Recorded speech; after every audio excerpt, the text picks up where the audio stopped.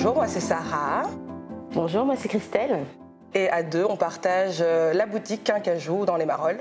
Quincajou, c'est le nom d'un petit mammifère qui ressemble à un petit singe, mais on le trouve en Amérique du Sud.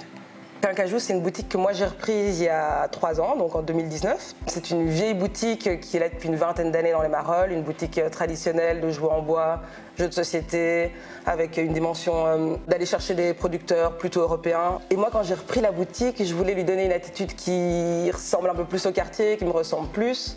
Du coup, j'avais envie de rajouter une dimension avec des jeux qui représentent tous les enfants, donc des enfants racisés. J'avais envie d'avoir des livres qui vont parler de plein de thèmes qui me sont chers, aussi bien je sais pas, les luttes sociales, que la représentation des personnes LGBT, que des livres qui vont parler de l'histoire, parce que je suis historienne, donc c'est quelque chose qui me tient particulièrement à cœur. Et là, ça fait depuis cet été que je partage aussi la boutique avec Christelle.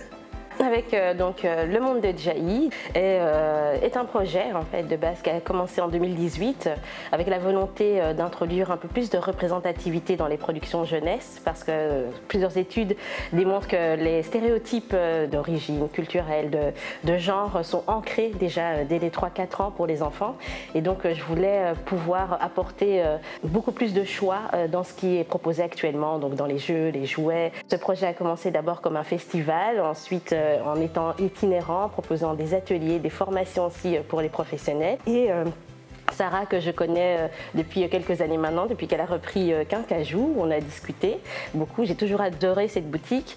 Et il se faisait que je devais quitter le lieu où j'étais et que Sarah voulait aussi une nouvelle impulsion. Moi, j'en avais un petit peu, j'avais besoin d'un nouveau coup de boost dans la boutique. Et le projet de Christelle, donc elle est centrée sur tout ce qui est afro, ça me permet moi du coup de me détacher de ce truc-là et de pouvoir développer d'autres choses, comme je l'ai dit, donc d'autres communautés, d'autres espaces culturels, d'autres aspects de la société et de Bruxelles qui me tiennent à cœur.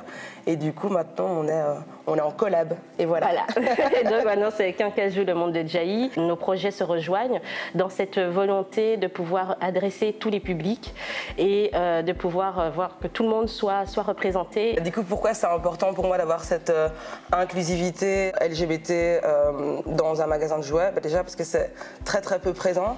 Je me rends compte que le fait qu'il y ait une espèce d'absence dans les magasins courants de représentation d'enfants qui sont en dysphorie de genre ou de familles homoparentales, alors que ces communautés, elles existent, en fait, elles sont là. Moi, j'ai des clientes, c'est des familles où il y a 2 mamans, une famille où il y a 2 papas, c'est des personnes qui ont un enfant qui est en dysphorie de genre et donc qui s'interrogent et qui cherchent du matériel. Et du coup, c'est chouette qu'ils aient un lieu où ils savent qu'on trouver ce qu'ils veulent, ils savent que s'ils ont une idée, s'ils ont un doute ou quoi aux caisses, on discute entre nous, on essaie de trouver des petits supports, des petites choses qui peuvent accompagner tout le monde, quoi. J'ai décidé de me concentrer aussi sur des petits créateurs, beaucoup d'auto-édition aussi, donc des créateurs afrodescendants présents en Europe, sur le continent africain. Mais 90% de mes fournisseurs sont des femmes parce que c'est aussi une volonté de mettre à l'honneur ces forces vives qui sont souvent oubliées. Depuis plusieurs années, je fais vraiment pas mal de recherches sur le terrain, pas uniquement sur Internet. Je me rends dans les pays, je vais à la rencontre de ces auteurs, de ces créateurs pour trouver vraiment quelque chose d'adéquat et donc à ce niveau-là vraiment je tiens spécialement à cette éthique. Moi mes fournisseurs, j'ai énormément de jeux de société et de livres qui sont des livres à thème spécifique mais qui viennent de grosses maisons d'édition.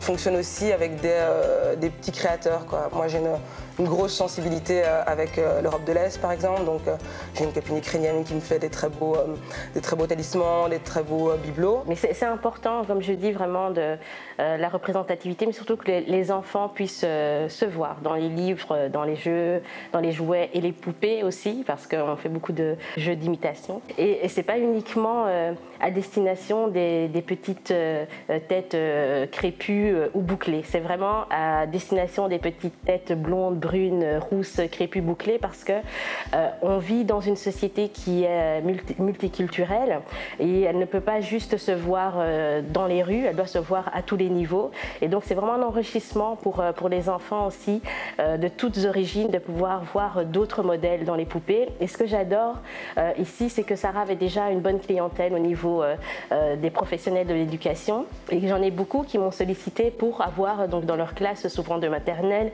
l'année prochaine, une petite poupée noire. Parce qu'ils n'en ont jamais eu et qu'ils trouvent important que ce soit aussi dans leur offre de jouets. Et dans cette continuité-là aussi, tout ce que je propose en termes de livres, c'est vraiment une proposition aussi qui est multilingue, donc en français, en néerlandais et en anglais pour pouvoir répondre à une offre très large. On est à Bruxelles, on est à Marolles, je veux dire, c'est hyper international. Et voilà, et donc pas juste limité au français, c'était vraiment quelque chose qui était important pour moi.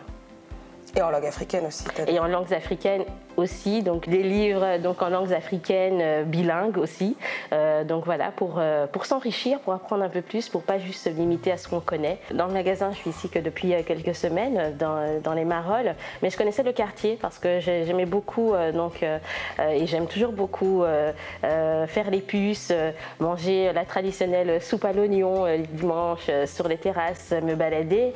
Et ce que j'apprécie d'autant plus maintenant que je suis installée ici, c'est de vraiment aller à la rencontre des gens. Et c'est formidable parce que c'est vraiment très éclectique comme public, qu'on y parle toutes les langues, qu'on voit toutes les couches sociales. Et se mélanger, ouais. Voilà, ouais. se mélanger. Et ça, je trouve ça formidable. C'est vraiment...